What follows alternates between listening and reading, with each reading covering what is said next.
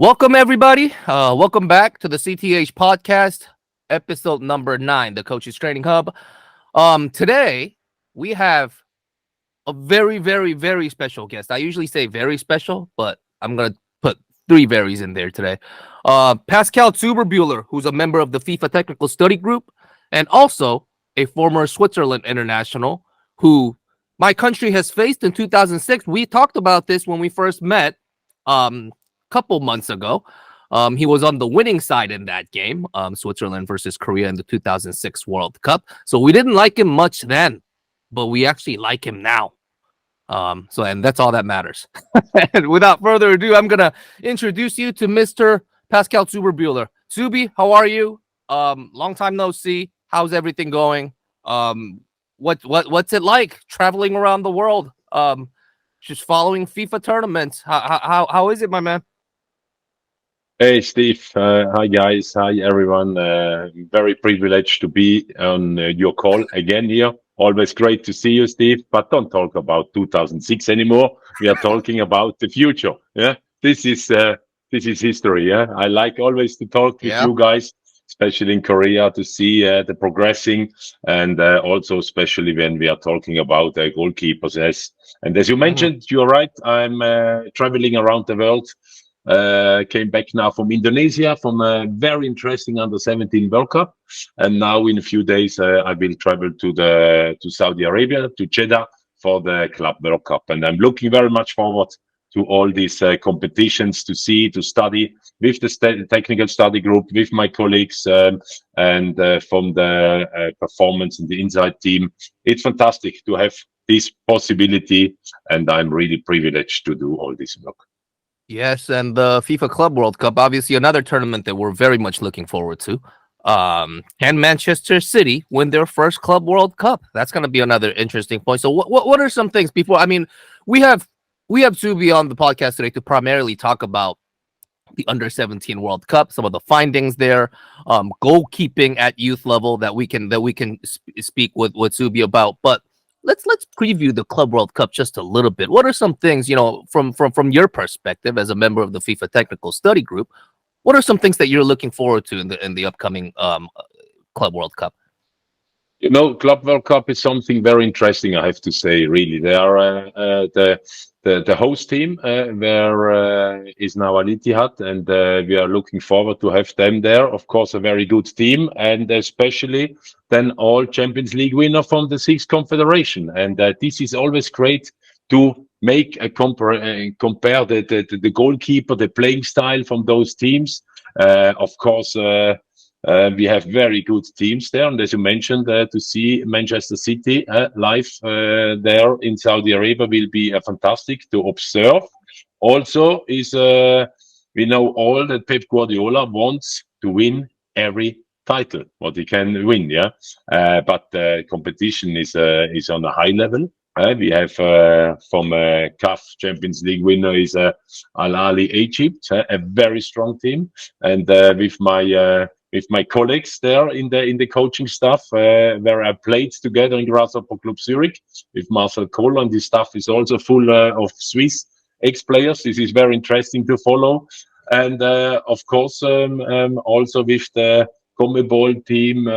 It's a strong competition, and okay. It's only one game, more or less. It's a very short competition with 7 games at all, and it's interesting to follow. And I have to say to have a little bit a teaser from the world football right now, the modern world football right now, to see where they are staying. Yeah, definitely a very interesting time for FIFA Club World Cup as well, because we're in the process of possibly seeing the competition being expanded. So we're at a very, very, very interesting stage. So the Club World Cup coming up this month, actually, we're days away from it. So all the football fans can look forward to it. But Zubi, you just got back from Indonesia, the under-17 World Cup, and I believe you were there throughout the tournament to analyze, the games during the tournament. Just so that before we get into the goalkeeping at the aspect of under-17 World Cup, what were some of the general feelings you had from this edition of the tournament, or there some of the differences? Because I'm assuming this wasn't your first under 17 World Cup coverage. So what were some of the things that you found really interesting for this edition of the under 17 World Cup in Indonesia? Steve, we had a fantastic under 17 World Cup. Why I mention fantastic? Because first of all, in Indonesia, the country full of football experts, the Right. supporters, they love the football there. It's fantastic to work with the Indonesian people, and also here from my side, big compliment and thanks for this fantastic host. I have to say this because it was brilliant. But then, under 17 World Cup, Steve, for me, first of all, years ago, we always were talking about, under 17, the little ones. We have the little ones here. Yeah, the little ones, they are learning. The little ones, they have to learn this, etc., etc. Changed, finish, full Right. stop. Under 17 is now the age who they are already in their club on the daily business, get involved in the first team. And this is the modern football. We are not talking massive anymore about the under 20 World Cup. But the under 17 World Cup is Hmm. now crucial.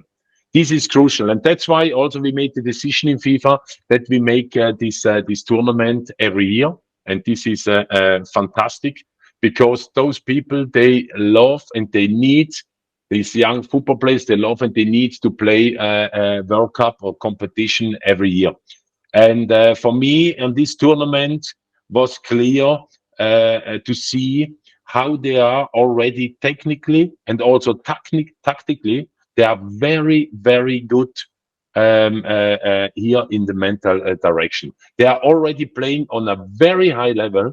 Uh, 10 years ago, yeah, you saw already a little bit the mess. He's running from left side to right side. Another player is making something crazy. But now, it's also from the progressing from the coaching side. I would say it's great to see and to feel. Wow, under 17. This is the crucial age to go and to make the next step into the first team in your club. And that's what I find to be really interesting.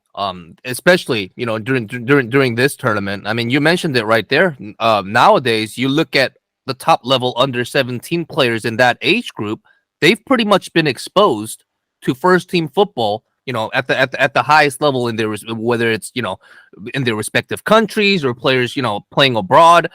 That's what I find to be very interesting. So, like, before we really get into it, well, another question that I want to ask you is, I've heard recently, and I've spoken about it with a few other people in football as well. But when we look at a player like Neymar, apparently he's played over 200 games as a teenager. Um, do you feel like, obviously, a young player being exposed to, higher level competition, we would assume naturally that helps them to a certain degree.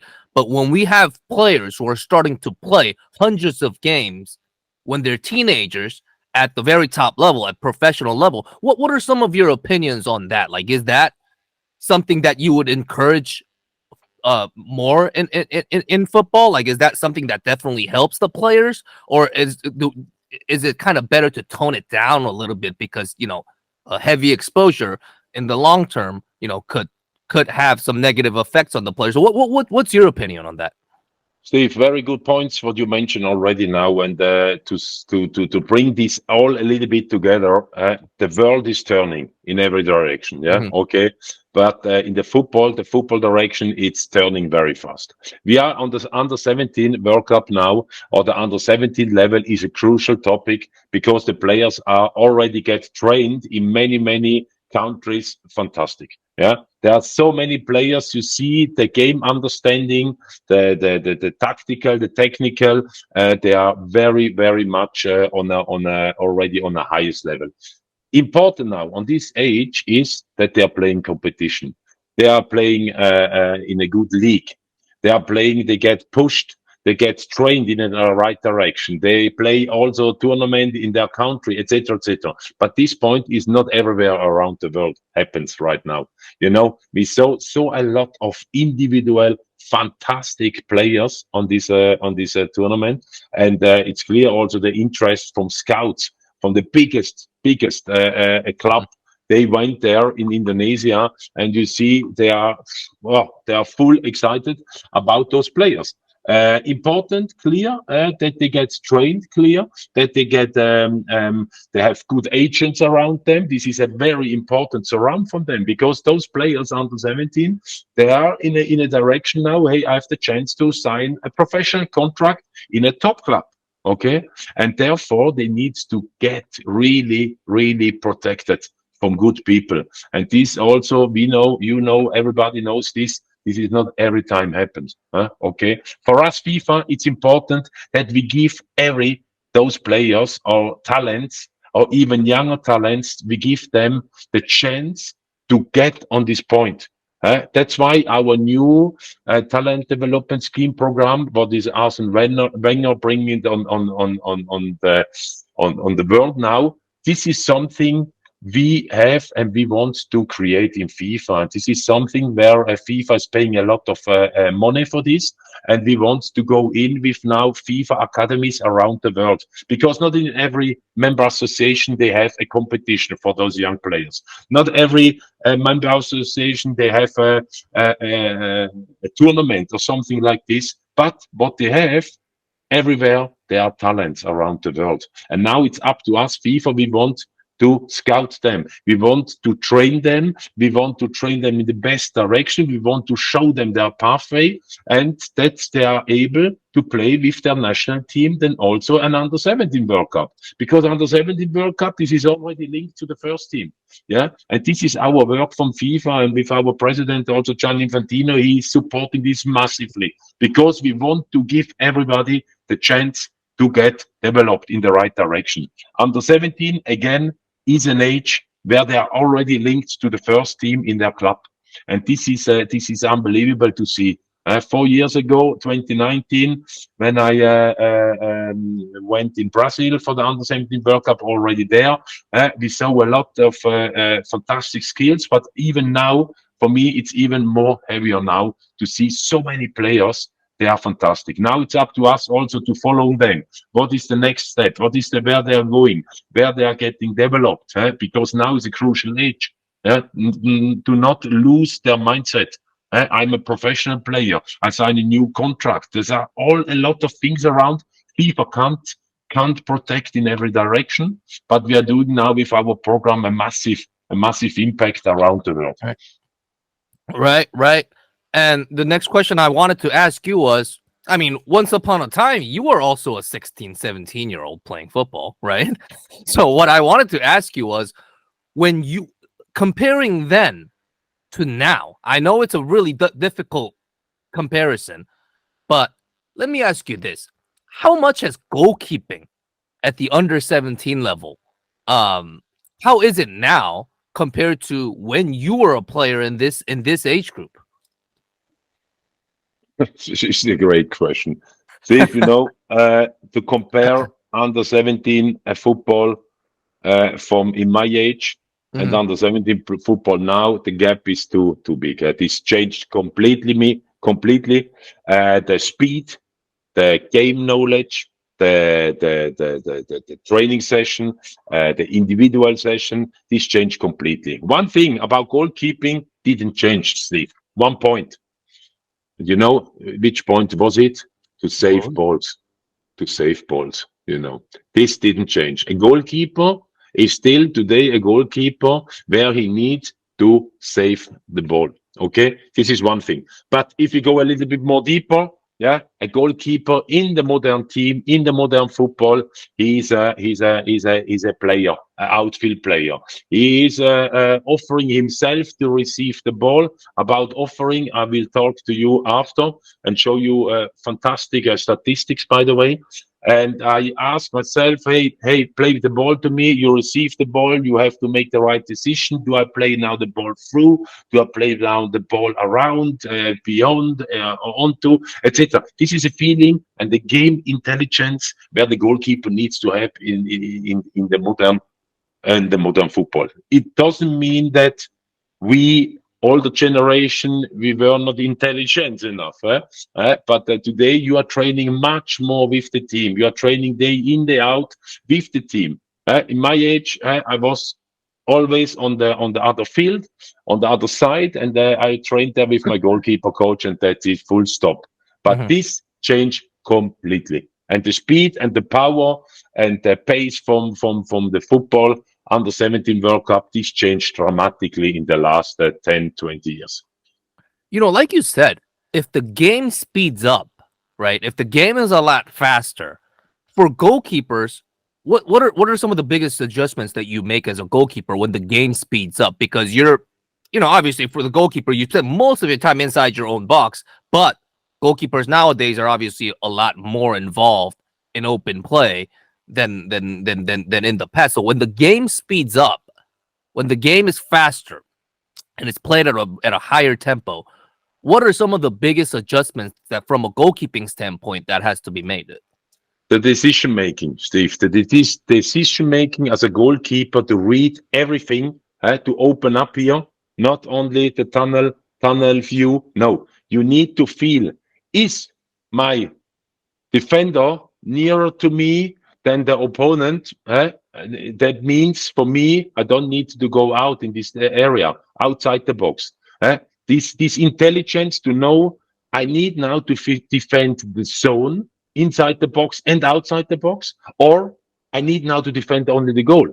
Or the third part is I have to offer myself to be the extra player. Yeah. And those intelligence, those reading is so important. And I show to my eyes because this perception from the game, this you have to train also for the goalkeeper, especially. Years ago, you have only your tunnel view. Now you have different situation. You have to open up your body position on a corner, on a set play. You have to open up your body. You have to see everything. What's going on around me? You see, still goalkeepers, they are fantastic in certain skills, but they are not able to read the game properly. And this is the intelligence from a goalkeeper, especially with perception, where the ball could come, where the opponent are. And this is something very interesting because a goalkeeper to train today is a huge topic. You have a massive list. I need to train with my goalkeeper this, I have to do this, I have to do that. You can't train everything. But finally, you have to give your goalkeeper always the feeling, hey, you are a goalkeeper still, not only playing out. Yeah, important.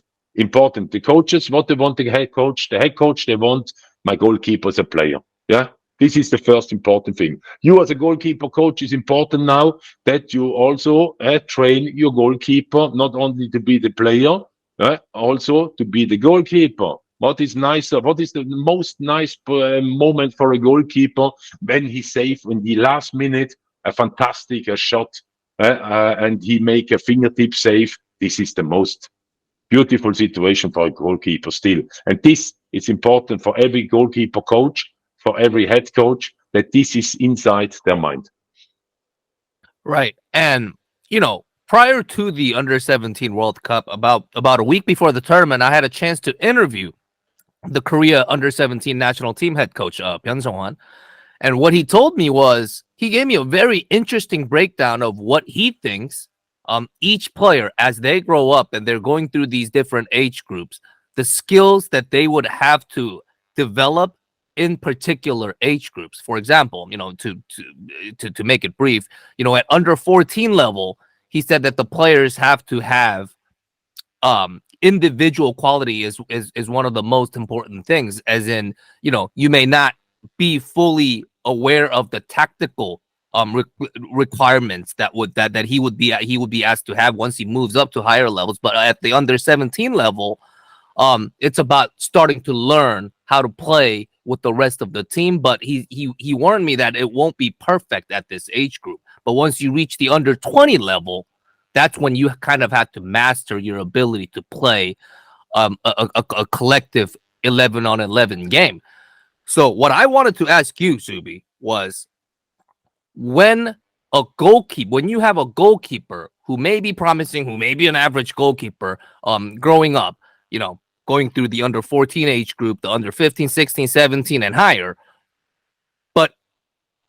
in this age group in particular, in under 17 age group, what are some skills that you think that a goalkeeper in this age group should work on before he moves on to higher level of competition in older age groups?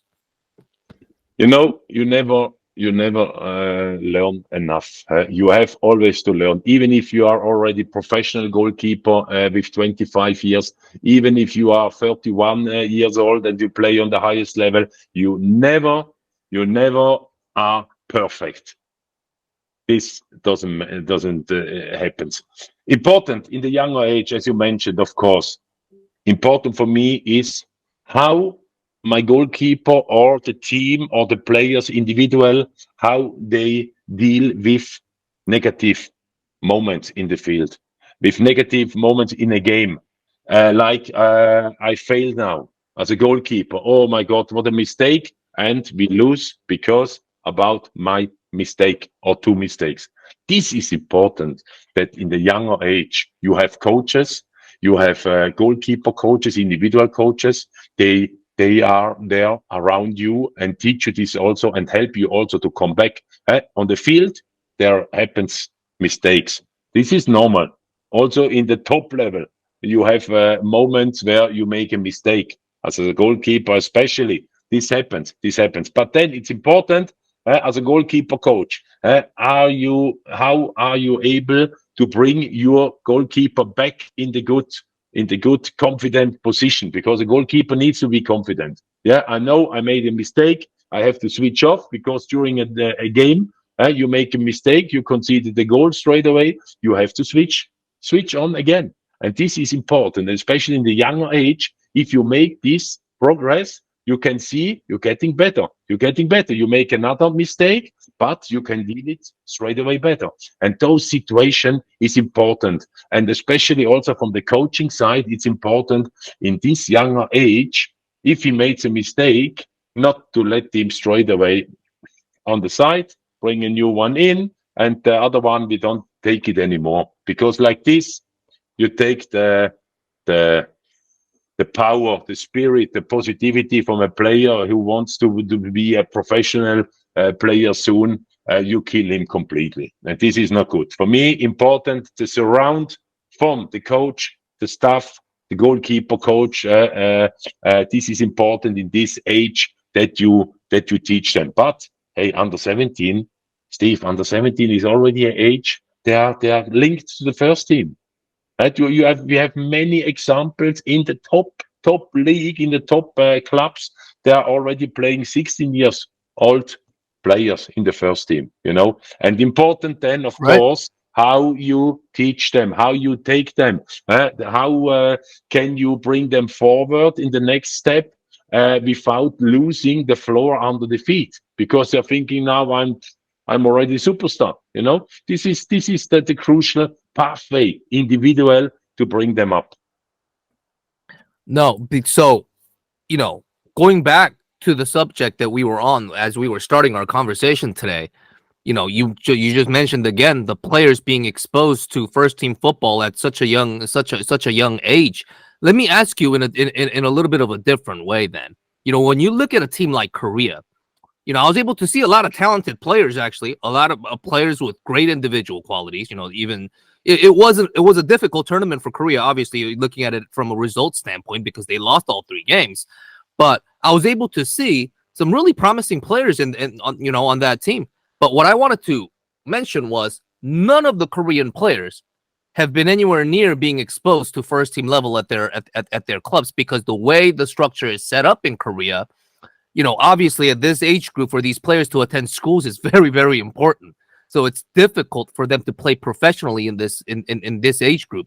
But when you look at some of the opponents that Korea played against, like the USA or France, even Burkina Faso, they had players who've been exposed quite heavily to top level football, whether it's in their respective countries or abroad. So for teams that don't have that kind of experience in this age group, do you feel like the players on those teams lag behind some of the players that are already playing a first team football at their clubs? Like what's your opinion on that discrepancy between between these two types of young players at this age group? Yes. That's Steve. That's correct. What you mentioned now. We have examples from teams. They have no chance to get close to the first team in their member association. But we have also fantastic individual players, and they never had the chance in their country to be or to play regularly in a great league. Yes, we have fantastic teams or individual players. For them, it's important, especially in those tournaments, in World Cups, when they have the chance to show up themselves, to bring myself to the carousel.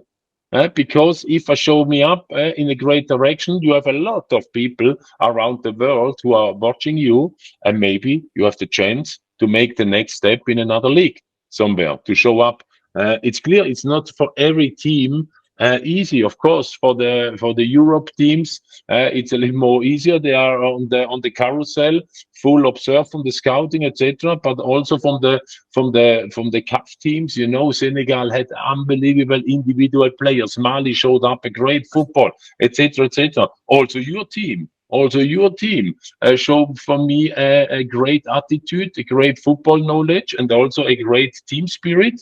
And especially again, your goalkeeper, he was fantastic. He was fantastic. Now, he goes back now in his club, and he's training there, and he's progressing there. And important is now that the coach is there, his goalkeeper coach, his head coach, that they train him to make him better and better and better. And when the chance is coming, like you are playing in a World Cup, you need to take this chance. This is already in the under 17 World Cup, in the under 17 level, very important.